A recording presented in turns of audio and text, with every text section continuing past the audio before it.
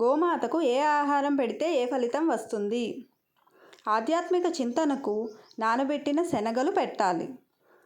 ఆత్మవిశ్వాసం పెరగడానికి, రాహుదోషం నివారణకి నానబెట్టిన మినుములు, ఆరోగ్య ప్రాప్తికి నానబెట్టిన మినప్పప్పు, అఖండ ఐశ్వర్య ప్రాప్తికి మినప్పిండి బెల్లం కలిపి పెట్టాలి.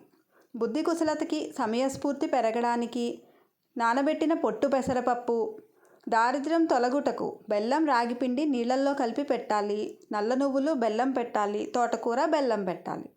ధనాభివృద్ధి కొరకు నానబెట్టిన బొబ్బర్లు, మినప్పిండి బెల్లం, బీట్రూట్ పాలకూర.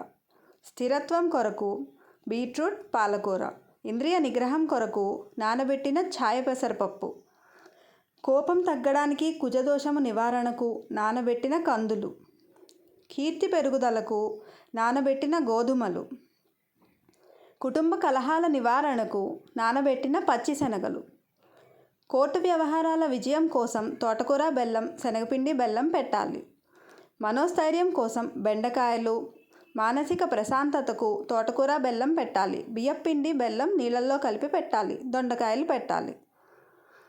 నరఘోష నివారణకు ఉడికించిన బంగాళదుంపలు పెట్టాలి. పట్టుదలకు నానబెట్టిన గోధుమలు. పాపాలు తొలగిపోవుటకు నానబెట్టిన కుసుమలు. రుణ విముక్తి కొరకు నానబెట్టిన కందులు. సంతాన ప్రాప్తికి వంకాయలు.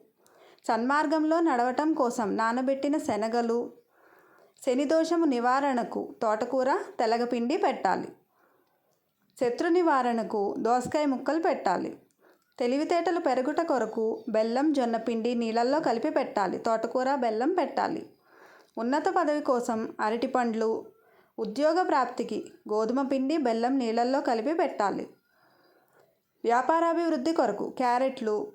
వృత్తి నందు నిలకడకు, కేతుదోషము నివారణకు నానబెట్టిన ఉలవలు పెట్టాలి. విద్యాభివృద్ధికి, బుద్ధి కుశలతకు పిల్లల తరపున తల్లి తండ్రి పెట్టాలి.